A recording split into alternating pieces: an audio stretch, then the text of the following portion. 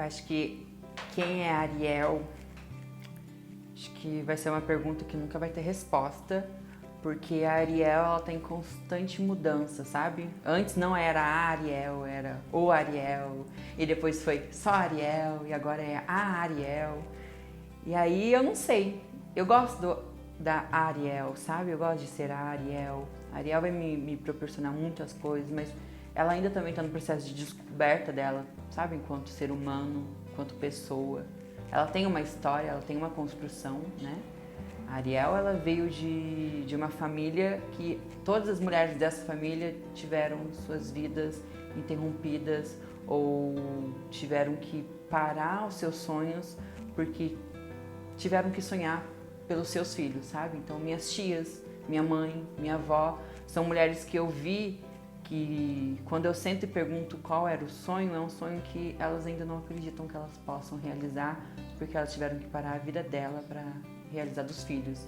Então, eu aprendi muito com isso. Eu aprendi que quem eu sou, onde eu estou, veio com muito sacrifício da minha mãe. Então, a Ariel, ela foi construída com isso.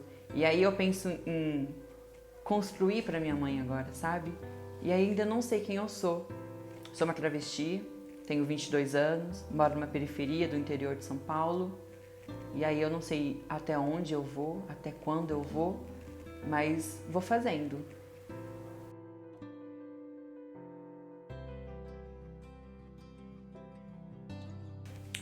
Acho que no Brasil é a coisa mais perigosa, né? Mas ao mesmo tempo também é entender que eu tenho liberdade, mesmo com medo, né? Mas se eu tiver medo, eu não saio na rua. Então, ser travesti é resistir, é ocupar, é falar e é entender que o que é imposto não é legal.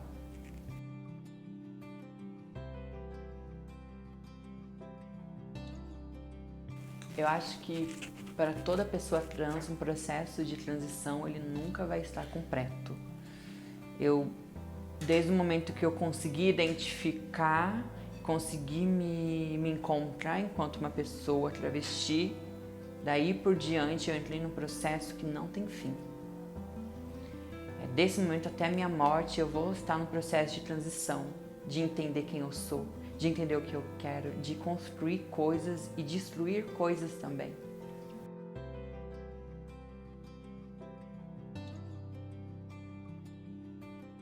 Eu cheguei a passar pelo SUS, não tenho condições de passar pelo particular, mas eu cheguei ao SUS. Eu faço minha terapia hormonal, uma auto-hormonização que a gente fala, né? Que é erradíssimo, é uma coisa que eu coloco minha vida em risco, mas eu coloco minha vida em risco por muitas outras questões também. E cheguei aí, foi um atendimento que eu não me senti acolhida, porque a médica, ela começou a pesquisar pelo celular como me atender. Foi uma coisa assim que aconteceu. Eu conversando com ela e ela aqui no celular, num grupo. Calma, ela falou assim, calma, eu tô aqui num grupo que tem um amigo meu que ele também tá atendendo uma pessoa trans e eu vou perguntar pra ele como que eu te passo, que eu te indico. Foi uma consulta assim. E aí, quando ela terminou de falar isso, e aí ela me passou um hormônio, que era um hormônio muito caro. E eu falei, você não tem condições de tomar esse hormônio. Aí ela falou assim, mas o hormônio que você tá tomando é um hormônio que vai te matar. E aí eu entendi que a gente tem direitos, a gente tem políticas específicas que são construídas, mas que ainda precisam de muito trabalho. E eu levantei da consulta e eu nunca tomei os hormônios que ela me passou. Eu não tenho essa condição de comprar, sabe? Esses hormônios são hormônios caros. E aí, todo o dinheiro que entra na minha casa é um dinheiro que tem que ser muito bem pensado no que a gente vai gastar. E minha hormonização, ela saía do meu bolso. Eu comecei a trabalhar como babá, né? Porque eu nunca consegui trabalho. Então eu trabalhei por muito tempo como babá. E o dinheiro que eu pegava enquanto babá, eu comprei um celular para mim, porque eu precisava ter um acesso tecnológico digno. Eu nunca tive um celular, meu primeiro celular veio com os meus 18 anos.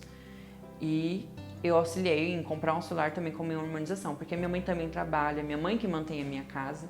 Então minha mãe mantém 2 casas. Ela mantém a minha casa, que é eu e minha irmã, e ela mantém a casa dela como diarista. Então eu acabei não usando esse hormônio e já fui muito destratada dentro do sistema do SUS, assim, porque aqui em Lorena a gente tem uma travesti, que ela tá no sistema do SUS, ela trabalha aqui, que é a Monique. E ela que auxilia, ela que ajuda em muitas questões, mas mesmo assim ela não consegue dar conta de tudo, né?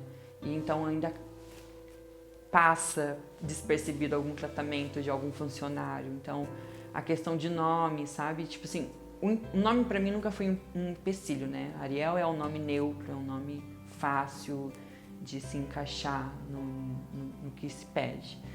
Mas enquanto estética, enquanto me olhar, me desvalidar, já aconteceu muito isso em muitos atendimentos.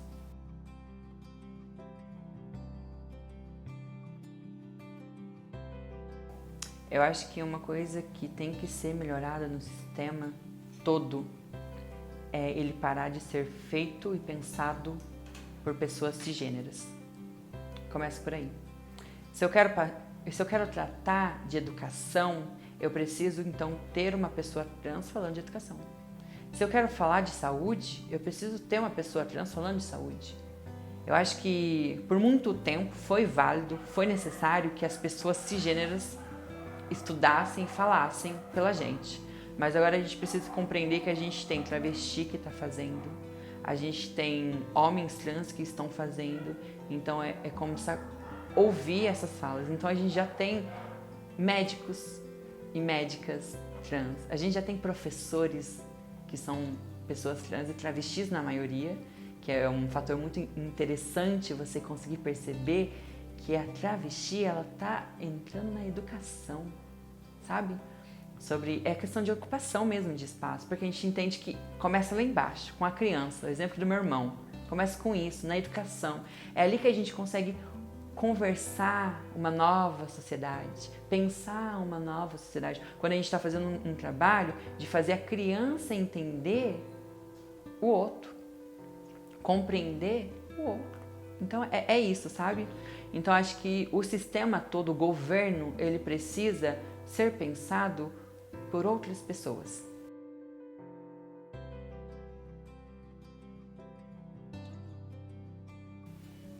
Bom, eu não tinha nenhuma perspectiva com nada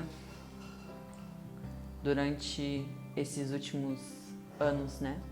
Esse ano, 2020, foi um ano muito importante para mim e é um fator que é importante grifar aqui, que eu consegui ingressar numa universidade, uma federal, porque eu usei cota para pessoa trans. A Universidade do Sul da Bahia, a Federal do Sul da Bahia, ela disponibiliza cota para pessoas trans. E foi com isso que eu consegui ingressar numa universidade.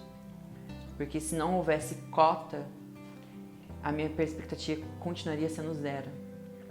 Eu acho que é um assunto muito delicado, mas que eu falo até com a minha mãe. Eu nunca me prostituí, porque a minha mãe passa das 7 da manhã às 7 da noite limpando a casa de uma pessoa para poder garantir que eu minimamente vou ter o que comer, vou ter o que vestir. Não queria que fosse assim. Eu queria que eu conseguisse chegar num espaço e conseguir um trabalho, porque eu tenho 2 técnicos. Eu tenho um técnico de jurídico e eu tenho um técnico de administração. Eu já fiz muitos trabalhos voluntários aqui nesse município. Eu já fui conselheira municipal de juventudes de Lorena. Eu já trabalhei com diversas instituições. E eu nunca consegui um trabalho. Então, é sobre isso. Essa era a minha perspectiva. E aí eu comecei a trabalhar de babá. Eu trabalhei de babá porque eu conheci a mãe dessa criança no rolê, a gente ficou amiga. E essa criança é uma criança extremamente maravilhosa. Hoje em dia eu não trabalho mais como babá, né? Eles mudaram de cidade, mas ela confiou numa travesti para poder deixar o filho dela e sair para trabalhar. Foi sobre confiança o meu primeiro trabalho. É lógico que eu surtei, né? Cuidar de criança é difícil. Mas eu aprendi muito com essa criança, como essa criança também aprendeu muito comigo. E até hoje a gente conversa, tanto é que eu faço um brechó, eu tenho um brechó, né, pra conseguir vender minhas coisas. E ela me doou várias roupas semana passada. Tanto é que esse vestidinho foi ela que me deu pra eu conseguir vender, porque eu não consigo trabalhar. E eu tô fazendo faculdade e a minha maior preocupação é como que eu vou para outro estado, morar em outro estado. Minha mãe vai ter mais uma despesa. Eu não sei se eu vou conseguir bolsa ou auxílio da universidade por causa do governo, né? Que tá tirando todos os nossos direitos. E aí eu fico com medo. Como que eu vou sobreviver? E aí eu não sei se, mesmo com o diploma de uma universidade, uma graduação, eu ainda vou conseguir me inserir no mercado de trabalho. Então eu não tenho perspectiva. Eu faço. E aí uma coisa interessante que acontece é a união que acontece dentro da comunidade. Eu estou começando a trabalhar, né, em questões de cinema, que é o que eu quero estudar, com quem é travesti, com quem quer fazer também. Então a gente está se unindo, já que a gente está percebendo que a cisgeneridade está nos boicotando, nos tirando coisas. Então a gente está se unindo para a gente começar a tomar esses espaços juntos. Então eu não sei se eu vou conseguir trabalhar. Eu espero que um dia eu consiga. Não sei meus estudos, se eu vou ter que em algum momento interromper meu estudo porque eu estou passando por alguma dificuldade. Mas eu acredito que eu vá conseguir ter minimamente conforto, segurança, moradia, sabe?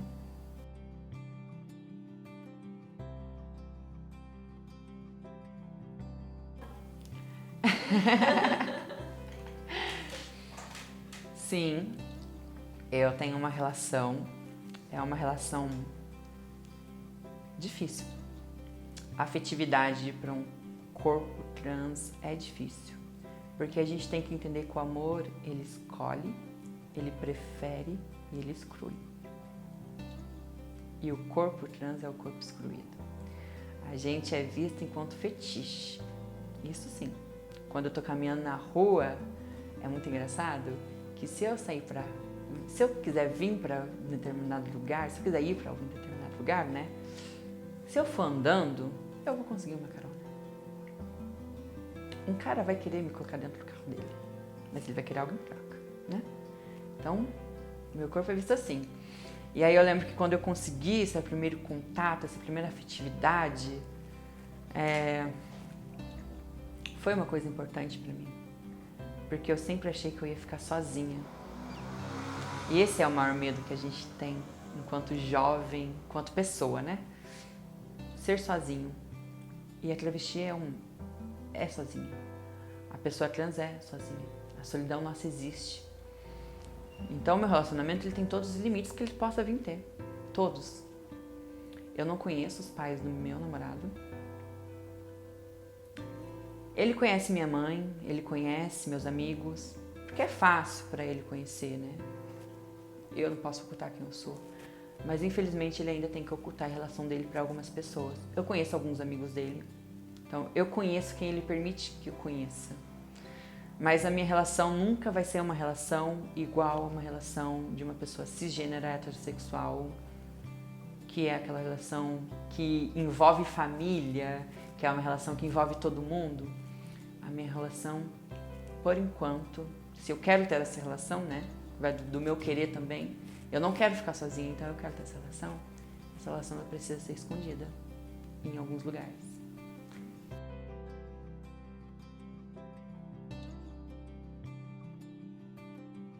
Acho que acontece medo. É o medo do que os outros vão pensar. É o medo...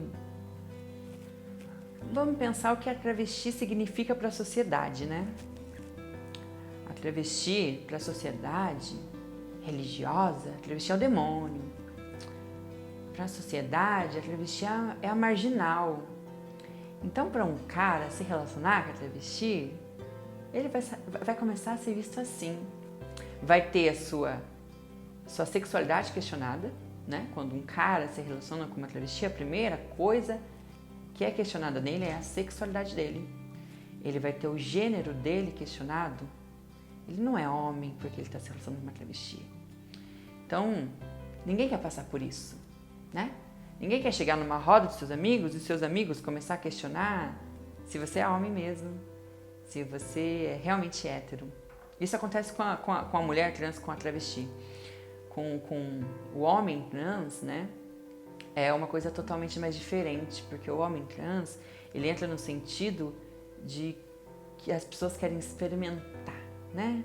E aí começam que acontece dentro da própria comunidade de desinvalidar ele ser homem. Então, é essa falta de compreensão que a sociedade tem, porque a gente cresce num sistema binário, num sistema normativo, né? O sentido do normativo é normal. E aí vem tudo isso que é anormal. Então você não pode se relacionar e você não pode ser anormal. Então vai ser difícil compreender sobre as questões de afetividade trans se você não compreende um corpo trans. O que é um corpo trans? O que é a genital de uma pessoa trans? O que é o sentimento de uma pessoa trans, sabe? Então é uma coisa muito difícil e que gera o medo. Gera o medo porque a religião julga. Gera o medo porque os seus amigos, familiares, vizinhos vão julgar. Gera perseguição. Gera agressão. E aí passa que a partir do momento que você está se relacionando com uma pessoa trans, você está do lado dela.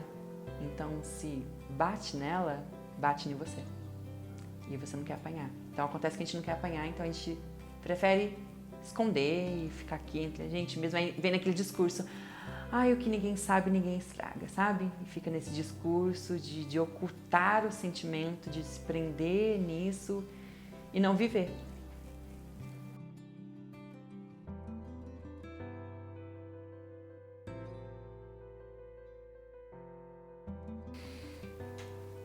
É a resposta.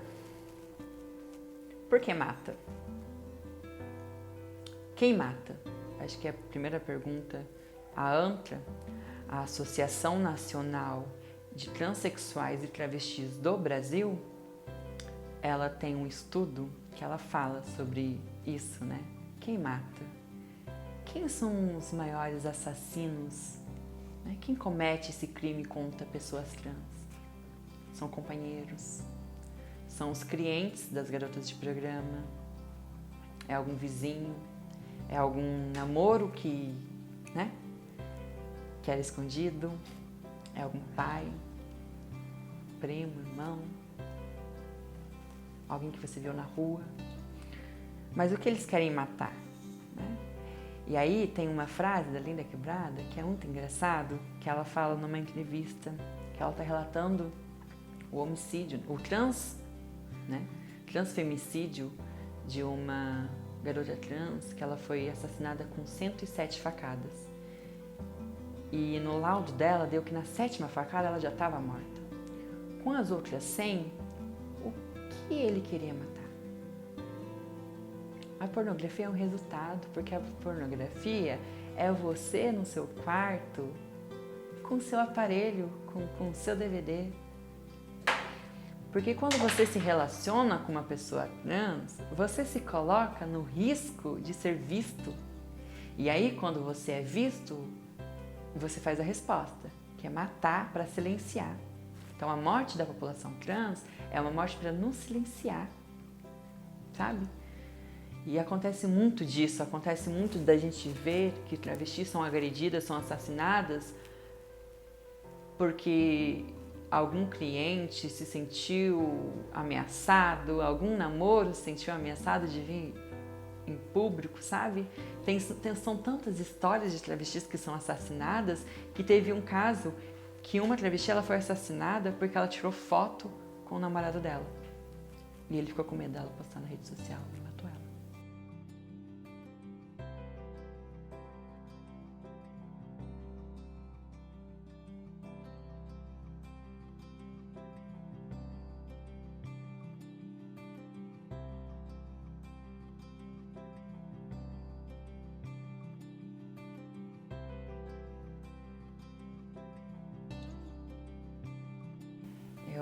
fico me pensando, quando eu fiz 22 anos, essa parte eu vou emocionar. Eu pensei assim, eu tô na metade da minha vida já. Porque a estatística de vida que uma pessoa trans tem no Brasil é de 35 a 40 anos. E aí eu fiquei falando assim, com 22 anos, o que eu fiz? Tô entrando pra faculdade agora, começando a pensar em emprego agora. Mas por que a gente morre? Por que a gente é assassinado? A gente só tá tentando sobreviver. A gente só tá tentando garantir os nossos direitos. A gente só tá tentando estudar. E quando a gente estuda, a gente quer que o nosso conhecimento volte, sabe? A gente não quer só pra gente. Então, quando eu vou pra universidade, eu quero que todo o conhecimento que eu peguei na universidade volte pra periferia onde eu morei, volte pro meu município. E tem gente do meu município que quer me matar. Tem gente da minha periferia que quer me matar. Eu não sei minha perspectiva. Eu tento me manter viva, eu tento sobreviver, eu tento ficar segura, que é o importante. Eu tento construir ambientes que vão me fazer ficar segura. Eu tento construir relações que vão me fazer ficar segura, de confiança. Porque eu tenho medo. Minha mãe tem medo. É muito engraçado que se eu demoro, quando eu saio, e se eu demoro muito para responder a minha mãe, ela me liga. Porque a minha mãe também tem medo. Quando eu passei para ir para Bahia, em janeiro, quando saiu o resultado do SISU, 2 dias antes de sair o resultado, eu estava deitado na cama com a minha mãe, a gente estava conversando. E eu falei assim, mãe, eu acho que eu vou passar na universidade. E eu falei para ela que eu ia para outro estado. E ela ficou com medo. Porque ela falou, eu não vou ter como te proteger lá. Você vai estar sozinha. E ela falou assim, você não acha melhor não ir? Eu falei, se eu não arriscar, eu tô perdendo mais uma oportunidade. E são poucas. Então eu tenho medo de ir para outro estado, de estar sozinha em outro estado e morrer. E ser assassinada porque alguém se sentiu ameaçado com a minha presença, comigo. Então, não sei minha perspectiva. Eu tento construir segurança, mas eu não sei se todo o ambiente vai ser seguro mesmo.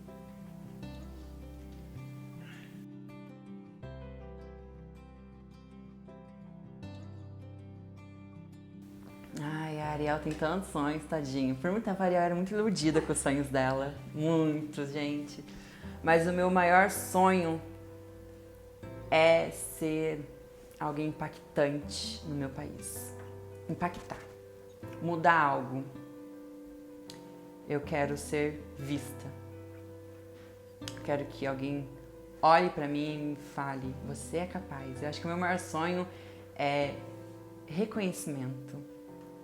Então eu tenho muito sonho de várias coisas, mas o importante é reconhecimento de que eu sou uma pessoa capaz. De que pessoas trans são pessoas capazes de fazer.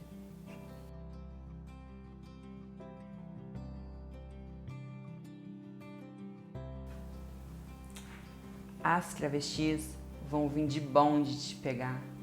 Eu não ando só, eu não estou só e eu não estou mal acompanhada.